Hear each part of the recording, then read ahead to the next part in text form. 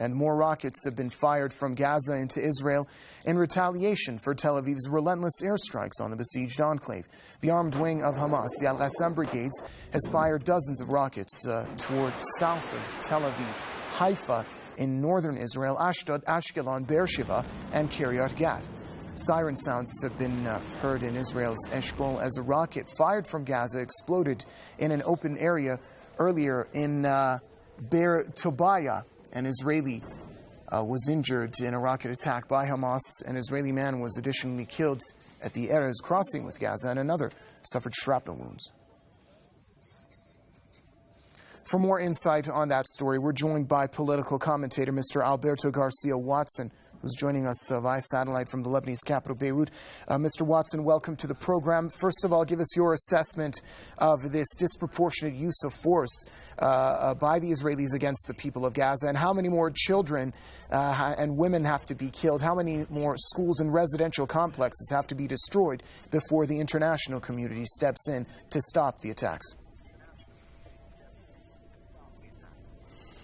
Well, last night, the Al-Wafa hospital in the Gaza Strip, actually in the Gaza city, was bombed, even though there were 8 international activists inside protecting those that were unable of moving out of the hospital. This just shows, this is a proof of the careless of the Israelis in their program of extermination of the Palestinians in Gaza. We just heard a couple of days ago a high general of the Israeli army saying that I wish that I will wake up one morning and Gaza has disappeared from the map.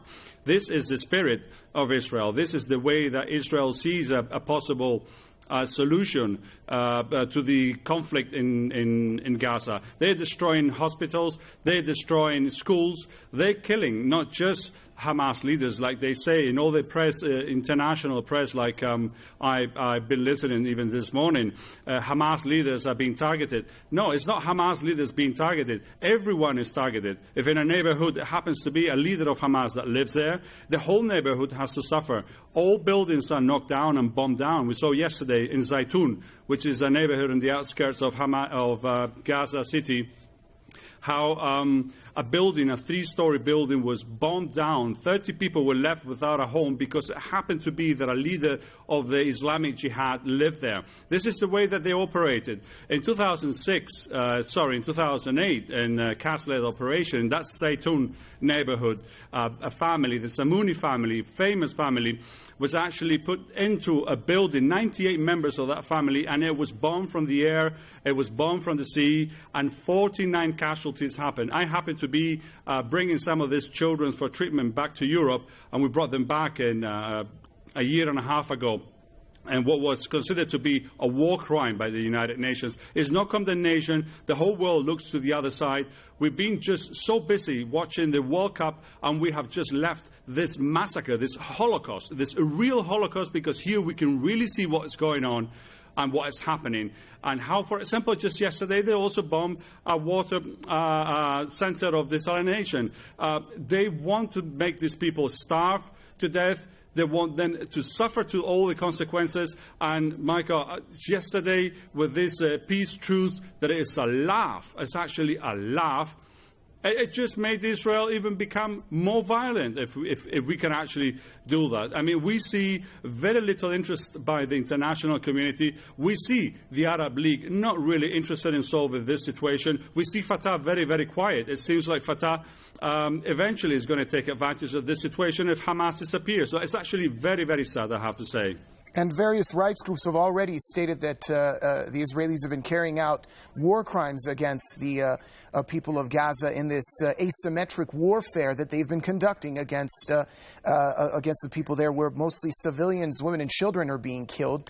What has to happen to get the international community to confront the Israelis for these so-called war crimes, as known by various rights groups, to halt them, to stop them, or even at times to prevent these attacks from happening? We have to see the first Israeli deaths before that happens. Whenever the Israelis start suffering in their own field, in their own country, and in their own skin, what Palestinians are suffering day by day, probably will see a reaction. In 2012, in November 2012, on the 21st of November, it was a truth brought up by the Israelis because actually they were amazed of the capabilities that the Palestinian resistance, the Mukawama, had, and they were not aware of such capabilities. And it was them, the one bringing up the truth, and it was them even accepting the conditions of Hamas. At this point, as I say, this truth that was brought yesterday is a laugh, and it's a trap. I mean, how can you expect the Palestinians, Hamas, the Islamic Jihad, or any other faction in Gaza to accept terms when they haven't even been consulted, when they haven't even been mentioned the situation of those people that had suffered the death of relatives, the damage that has been inflicted on the Gaza?